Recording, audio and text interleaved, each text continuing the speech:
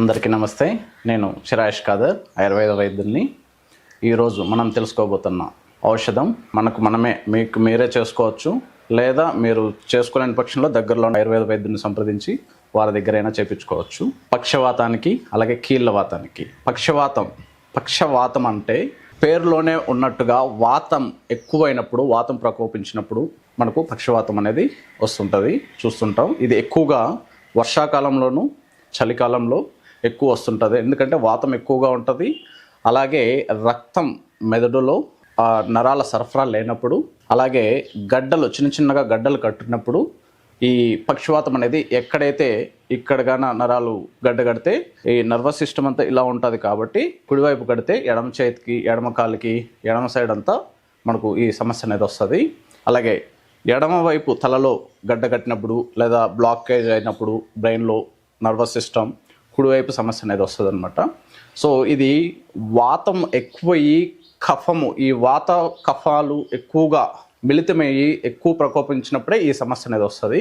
ఈ సమస్య పూర్తిగా పోయే విధంగా ఇప్పుడు మనం ఒక మంచి మందు తయారు చేసుకుందాం. దానికి ముఖ్యంగా మనకు కావాల్సింది మేకపాలు. చూడండి, మేకపాలు ఇలా నేనే మేకల మందల దగ్గరికి వెళ్ళి మేకపాలు మందల నుంచి, అంటే రైతుల దగ్గర సుమారుగా ఒక మంద నుంచి 1 లీటరు అలా మనము 3-4 మందల దగ్గరికి వెళ్తే మనకు అవసరమైన మేకపాలు దొరుకుతాయి. 4 లీటర్ల పాలు, మేకపాలు, అప్పుడే పిండిన మేకపాలు 4 లీటర్లు.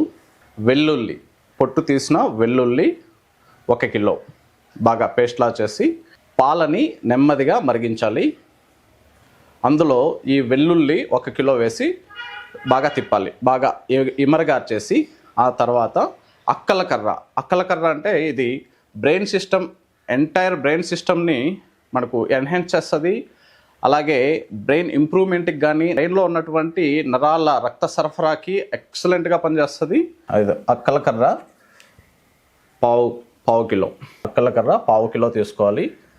4 లీటర్ల మేకపాలు, 1 కిలో వెల్లుల్లి పేస్టు, పావు కిలో అక్కలకర్ర చూర్ణం, అలాగే జాజికాయ చూర్ణం 100 గ్రాములు, జాపత్రి చూర్ణం 100 గ్రాములు, మిరియాల చూర్ణం 100 గ్రాములు, శొంఠి చూర్ణం 100 గ్రాములు, పిప్పల చూర్ణం 100 గ్రాములు, త్రిఫలా 100 గ్రాములు, వజా 50 గ్రాములు, వావిలి చెట్టు యొక్క ఆకులు చూర్ణించి పొడి చేసినది 50 గ్రాములు, లేదా నేనైతే వావిలి చెట్టు యొక్క వేర్లను తీసి వేస్తాను. ఎందుకంటే వావిలి చెట్టు యొక్క వేర్లు చాలా ఘనంగా పనిచేస్తాయి, అద్భుతంగా పనిచేస్తాయి.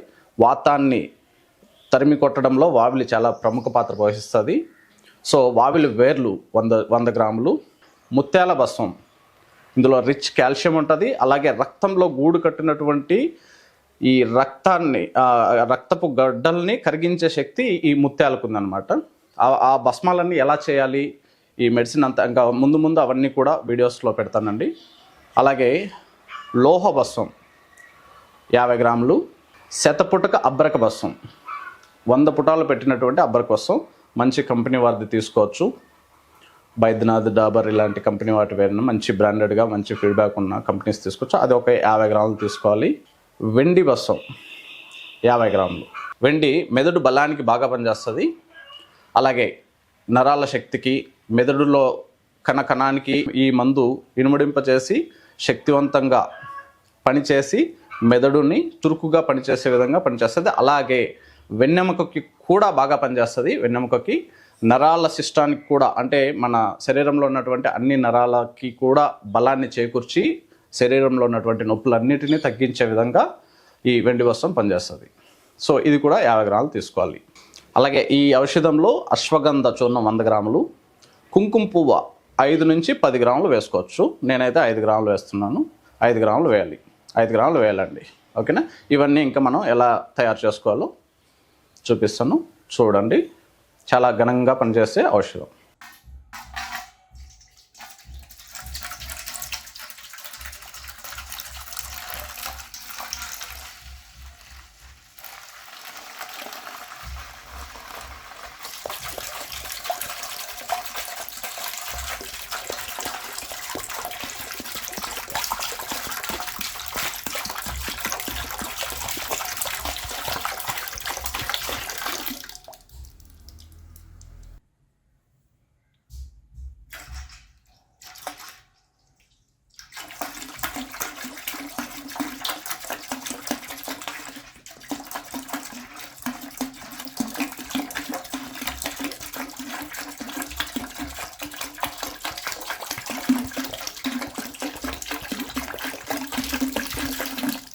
ఇదిగోండి, ఇంతకుముందు చెప్పినట్టుగా మేకపాలు 4 లీటర్లు తెచ్చి ఇలా బాగా మరిగించి చూడండి, పాల కోవాలాగా అయింది మేకపాలు.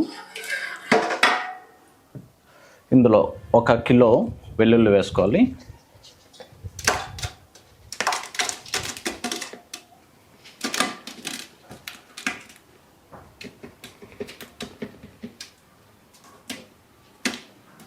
కిలో వెల్లుల్లి వేసుకొని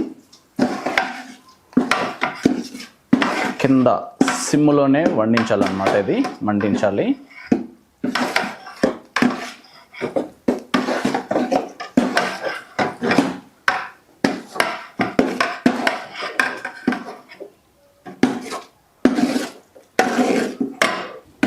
ఇలా బాగా కలిగి తిప్పాలి. అలా తర్వాత వెల్లుల్లి వేసుకున్న తర్వాత అక్కల కర్ర చూర్ణం 1/2 కిలో బాగా కలదిప్పాలి.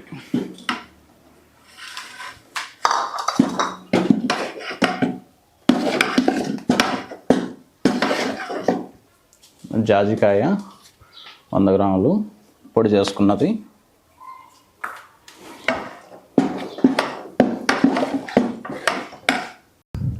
జాపత్రి,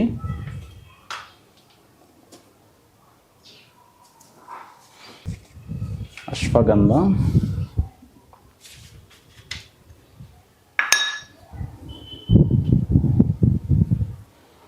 వావిలి చూర్ణం, మిరియాల చూర్ణం, త్రిఫల చూర్ణం, పిప్పల్ చూర్ణం, శొంఠి చూర్ణం,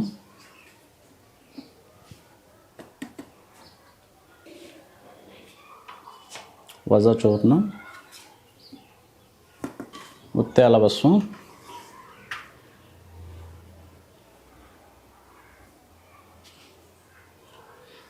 వెండి భస్మం, లోహ భస్మం,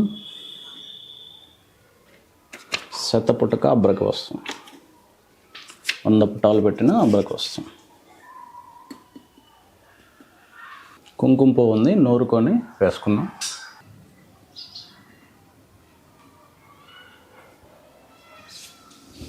ఇలా అన్నీ కలిపిన తర్వాత బాగా కలయబెట్టాలి.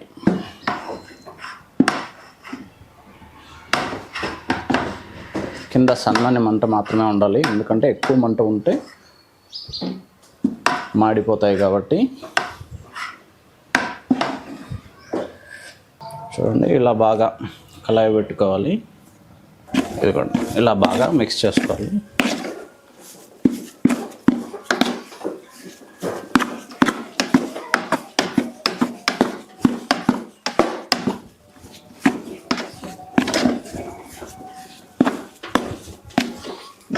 మంచి సువాసనతో మందు తయారైంది. దీన్ని ఇలాగే బాగా 1 అర్ధ గంట బాగా తిప్పాలి. తిప్పి తర్వాత చిన్న చిన్న గోళీలుగా చేయాలి, చూపిస్తాను.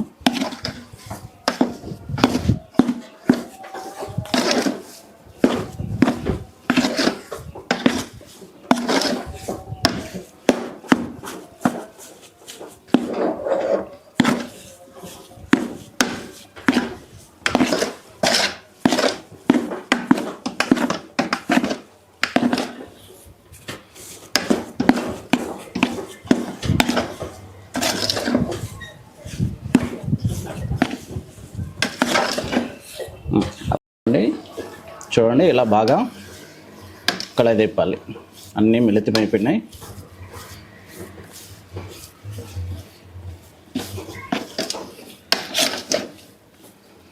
ఇందులో కలుతా ఉంది, కొద్దిగా తీసుకొని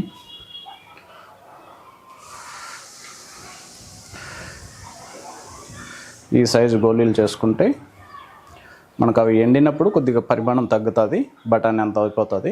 వేరుశనగ గింజ పరిమాణం చేసుకోవాలన్నమాట. ఓకేనా? ఇలాంటివి 2 తెల్లవారి, 2 మధ్యాహ్నం, 2 రాత్రి వేడి నీటితో తీసుకోవాలి, లేదా వేడి పాలతో తీసుకోవాలి. అవన్నీ కూడా ఇప్పుడు వివరిస్తాను. ఇలా ఇప్పుడు తయారు చేసుకున్న ఔషధం మనం గోళీలు ఇప్పుడు చూపించినట్టుగా చేసుకుంటే ఎండిస్తే ఇలా అవుతాయి అన్నమాట. పెద్ద బఠానీ పరిమాణం వస్తాయి. ఇవి తెల్లవారి 2, మధ్యాహ్నం 2, రాత్రి 2. తినే ఆహారం తీసుకుని ఒక గంట ముందు ఈ 2 గోళీలు వేసుకొనేసి వేడివేడి నీరు కానీ, వేడివేడి పాలు కానీ, వేడివేడి కాఫీ కానీ తాగొచ్చు. ఓకేనా. వీటిలో చక్కెర బదులు మీరు తేనె వేసుకొని తీసుకుంటే మరింత గొప్పగా మందు పనిచేస్తుంది. టీ తాగే అలవాటు ఉంటే మాత్రం టీ తాగే అలవాటును తగ్గించేసి పూర్తిగా నిలిపివేసి కాఫీ తాగే అలవాటు చేసుకోండి. కాఫీ పక్షవాతం వచ్చిన వారికి బాగా సహాయపడుతుంది. అలాగే కీళ్ళవాతం వచ్చిన వారికి కూడా ఈ మందులు చాలా బాగా పనిచేస్తాయి. మోకాళ్ళలో గుజ్జు తగ్గిన, అలాగే నొప్పులు, వెన్నెముక నొప్పి, స్పాండిలైటిస్ కూడా చాలా బాగా పనిచేస్తాయి. ఓకేనా. సో పథ్యం, ఈ ఔషధం తీసుకునేటప్పుడు పథ్యం ఖచ్చితంగా ఉండాలండి. ఆయుర్వేద ఔషధం ఏవే వాడినా పథ్యం అనేది ఖచ్చితంగా ఉండాలి. మనం ఏవేవి తినకూడదు అంటే అరటిపండు తినకూడదు, ఎందుకంటే ఇది వాతాన్ని ఎక్కువ పెంచుతుంది. తిన్నా ఎప్పుడో వెరీ రేర్గా తీసుకోవచ్చు, ఎప్పుడైనా ఒకటి. రెగ్యులర్గా అయితే తీసుకునే అలవాటు ఉంటే మాత్రం నిలిపివేయడం మంచిది. అలాగే పనసపండు, చెరుకు రసం, గుమ్మడి పండు, మొక్కజొన్న కూడా వాతాన్ని పెంచుతుందండి. మొక్కజొన్న అది తినకూడదు. అలాగే అనుములు అంటారు కదా, ఇక్కడ రాయలసీమలో అయితే అనపకాయలు అంటారు. సో అనుములు అనేటివి తీసుకోకూడదు, ఎక్కువగా తీసుకోకూడదు. ఎప్పుడన్నా కొద్దిగా తీసుకున్నా పర్లేదు. అలాగే బ్రాయిలర్ చికెన్, ఫారం చికెన్ అస్సలు తినకూడదు. మాంసాహారులు అయితే కనుక మేక మాంసం తీసుకోవచ్చు. పావురం అప్పుడప్పుడు మీకు దొరికితే తినాలని ఆశగా ఉంటే మాత్రం పావురం కోసుకొని తీసుకుంటే ఇది పక్షవాత సమస్య ఉన్న వాళ్ళకి చాలా గొప్పగా పనిచేస్తుంది. కోడి మాంసంలో మీరు నాటుకోడి తీసుకోవచ్చు. ఇక మాంసంలో ఎక్కువగా కావాలన్నా నాకు ఫోన్ చేసి అడిగినా కూడా నేను వివరిస్తానండి. ఎక్కువగా చెప్పినా కూడా ఇంకా ఇదిగా ఉంటుంది. సో కూరగాయల్లో మాత్రం ఇప్పుడు నేను చెప్పినట్టుగా దుంపల్లో బంగాళాదుంప తినకూడదు, కందదుంప, చిలకడ దుంప, ఈ దుంపలు వీలైనంత అవాయిడ్ చేసి ఈ దుంపల్లోనే క్యారెట్, బీట్రూట్, ఈ వెల్లుల్లి, నీరుల్లి ఇవన్నీ ఉన్నాయి కదా, ఇవన్నీ తీసుకోవచ్చు అండి. ఆనియన్ ఇవన్నీ కూడా తీసుకోవచ్చు, ఇబ్బంది లేదు, మరింత మంచిదే. అలాగే ఆవు నెయ్యి, స్వచ్ఛమైన నాటు ఆవు నెయ్యి దొరికితే మాత్రం మీరు ఆవు నెయ్యి రోజు 1 చెంచా తీసుకోవడం మంచిది. ఈ మందుతో పాటు తీసుకోవడం మంచిది. తేనె మాత్రం ఈ మందులు తీసుకునేటప్పుడు కొద్దిగా 1/2 చెంచా, 10 చుక్కలైనా కానీ, ఎందుకంటే ఇది అనుపానం ఒక ఇదిగా పనిచేస్తుంది. సున్నితంగా మందుని తీసుకొని శరీరం అన్ని అవయవాలకు అందచేసే విధంగా ఈ తేనె మనకు పనిచేస్తుంది. అనుపానం గొప్పగా ఉంటుంది అనమాట. ఓకేనా. తేనె పడని వారు కొద్దిగా కరక్కాయ కషాయం, ఒక 2-3 చిటికలు కరక్కాయ ఒక గ్లాస్ నీళ్ళలో వేసుకొని కషాయం తీసుకొని తీసుకోవచ్చు. లేదు కరక్కాయ కూడా ఇబ్బంది, అది చేదుగా ఉంటుంది అని అంటే ఒక తమలపాకు తీసుకొనేసి ఒక 2 గ్లాసులు నీళ్లు వేసి 1 గ్లాస్ అయ్యే వరకు మరిగించి దాంట్లో ఒక 2 మిరియాలు వేసుకోవచ్చు కావాలంటే రుచి కోసం. వేసుకొని మరిగించి 1 గ్లాసు నీరుని చేసి దాన్ని 2 లేదా 3 విధాలుగా, అంటే కొద్దిగా అయినా చాలు. తెల్లవారి 2 గోళీలు, కొద్దిగా 1/2 గ్లాసు కషాయం, మధ్యాహ్నం కొద్దిగా, రాత్రి కొద్దిగా, అలా 3 పూట్ల తీసుకుంటే చాలు. లేదు మీకు ఓపిక ఉంది 3 సార్లు కషాయం చేసుకుంటాము అంటే కన్నా 1 ఆకును కానీ, లేదా ఒక్కోసారి ఒక్కొక్క ఆకు వేసినా కూడా మరింత ప్రయోజనమే ఉంటుంది. ఎందుకంటే తమలపాకు త్రిదోషాహారిగా ఉంటుందన్నమాట. సో వాతాన్ని, కఫాన్ని రెండింటిని ముఖ్యంగా తగ్గిస్తుంది. అలాగే అధికమైన వేడిని కూడా తగ్గించి మనకు ఉన్న సమస్యల్ని, వాత సమస్యను కానీ, కీళ్ళవాత సమస్యను కానీ, నొప్పుల సమస్యలు కానీ తగ్గిస్తుంది. అలాగే హార్మోనల్ ఇంబ్యాలెన్స్ని బ్యాలెన్స్ చేసేదానికి ముఖ్య పాత్ర తమలపాకు కూడా పోషిస్తుంది అనమాట. సరేనా. ఇలా తీసుకోవాలి. సో పథ్యం అన్నీ చెప్పాను. అలాగే ఫ్రిడ్జ్లో ఉంచిన ఆహారం, చల్లని ఆహారం అస్సలు తీసుకోకూడదండి. ఎందుకంటే ఈ పక్షవాత సమస్య అనేది కఫము, వాతము 2 మిళితమై వచ్చిన సమస్య కాబట్టి ఈ కఫము అంటే ఈ కూల్గా ఉన్నవి చల్లని వస్తువులు ఎప్పుడైతే మనం తీసుకుంటా ఆ పక్షవాతాన్ని మరింత పెంచేదానికి ఆస్కారాలు ఉంటాయి. కాబట్టి అలా మనం ఫ్రిడ్జ్లో ఉన్నటివి, అలాగే కూల్ డ్రింక్స్ అస్సలు తీసుకోకుండా ఉండాలి. బయట దొరికే ఆహార పదార్థాలు కూడా తీసుకోకుండా వీలైనంత మన ఇంట్లో తయారు చేసుకున్నటువంటి ఆహారాలు మాత్రమే తీసుకోండి. నూనె, మనం కూరల్లో వేసుకునే నూనె కూడా మీరు వీలైనంత గానుగలో, మీరు ఏ నూనె అయితే వాడతారో ఆ నూనె, ఆ గింజలు తీసుకోండి.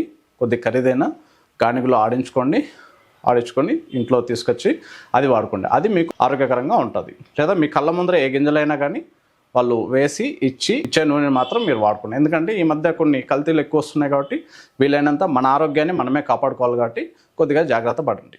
ఓకేనా. చిరాష్ కాదర్, ధన్యవాదాలు.